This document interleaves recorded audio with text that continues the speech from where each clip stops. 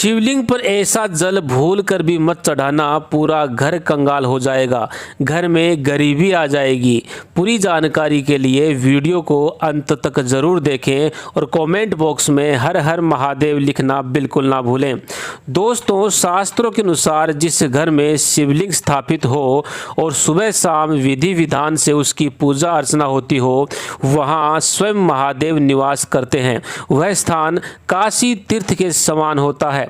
लेकिन यहाँ शिवलिंग स्थापना के बारे में कुछ प्रमुख जानकारी देना बहुत आवश्यक है। जैसे घर के पूजा स्थल पर 3 इंच से बड़ा शिवलिंग नहीं होना चाहिए। घर में स्थापित शिवलिंग की प्राण प्रतिष्ठा नहीं करनी चाहिए। शिवलिंग के पास नंदी और सर्प नहीं होने चाहिए। लेकिन माता पार्वती, भगवान गणेश, कार्तिकेय और त्रिशूल डमरू अवश्य ही होने चाहिए। घर में स्फटिक या फिर पारद शिवलिंग उत्तम होते हैं। अगर आप अपने घर में शिवलिंग स्थापित करना चाहते हैं तो रोज सुबह शाम नियम से शिवलिंग की पूजा अर्चना करना अनिवार्य होगा और साथ ही शिवलिंग पर जल से अभिषेक करना भी अनिवार्य होगा। अगर आप सुबह शाम शिवलिंग की पूजा नहीं कर सकते, जलाभिषेक नहीं कर सकते, तो ज़रूरी नहीं है कि आप घर में शिवलिंग स्थापित करें। आप पास के किसी शिव मंदिर में जाकर के भी शिवलिंग की पूजा कर सकते हैं। सोमवार का दिन भगवान शिव का दिन है। साथ ही शिवरात्रि, प्रदोष एवं सावन का महीना भगवान शिव को अत्यंत प्रिय है। शिवलिंग पर जल से अभिषेक करने से भगवान शिव अत्यंत प्रसन्न होते हैं, क्योंकि भगवान शिव को जल भी अत्यंत प्रिय है।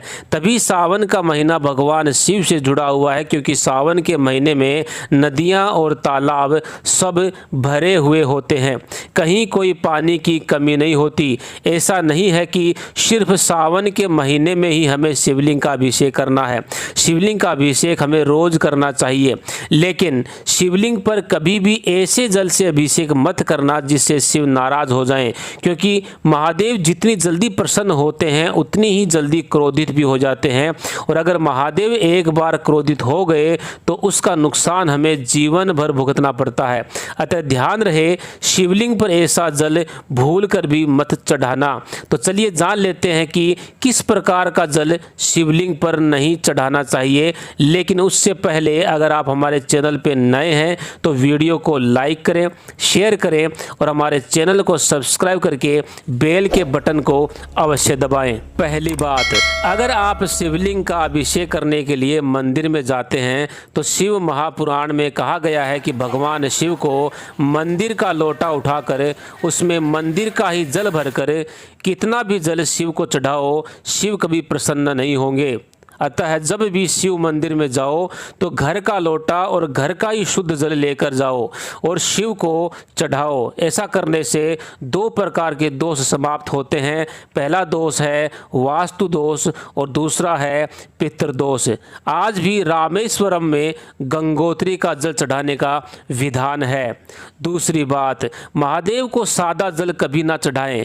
घर के शुद्ध जल में थोड़ा पवित्र नदियों का जल अवश्य मिलाएं, जैसे नर्मदा और गंगा जल शिव को अत्यंत प्रिय हैं। तीसरी बात, शिवलिंग पर कभी भी गंदा या अशुद्ध जल नहीं चढ़ाना चाहिए। हमेशा साफ और शुद्ध जल का ही प्रयोग करें। सीधे शब्दों में कहूँ तो जो जल पीने लायक ना हो उस जल को शिवलिंग पर ना चढ़ाएं।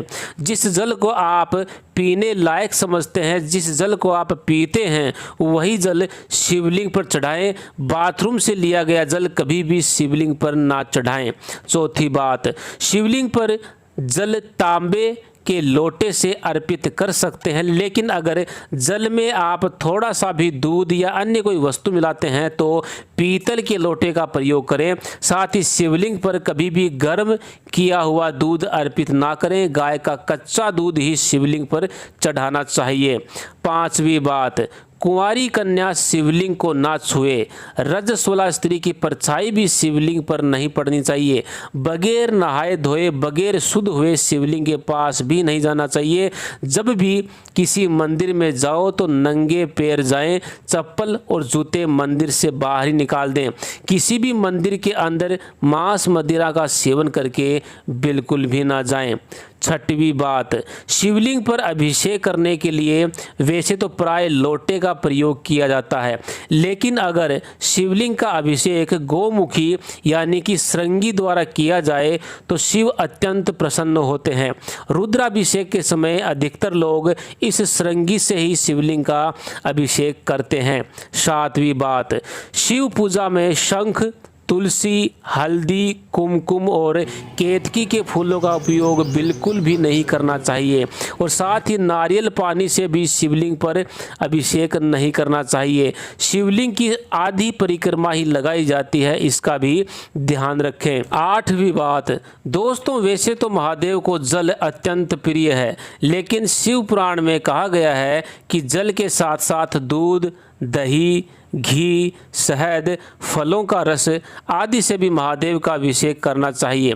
अलग अलग वस्तुओं से अभिषेक करने से अलग अलग मनोकामनाओं की पूर्ति होती है, लेकिन ध्यान रहे जिस भी वस्तु से आप शिव का अभिषेक कर रहे हैं वह वस्तु दूषित या गंदी नहीं होनी चाहिए। उस वस्तु में पवित्र नदियों का जल अवश्य मिलाएं। तो दोस्तों जानकारी कैसी लगी कमेंट के माध्यम से अवश्य बताइएगा। वीडियो को लाइक करें, शेयर करें, हमारे चैनल को सब्सक्राइब करके बेल के बटन को अवश्य दबाएं। धन्यवाद।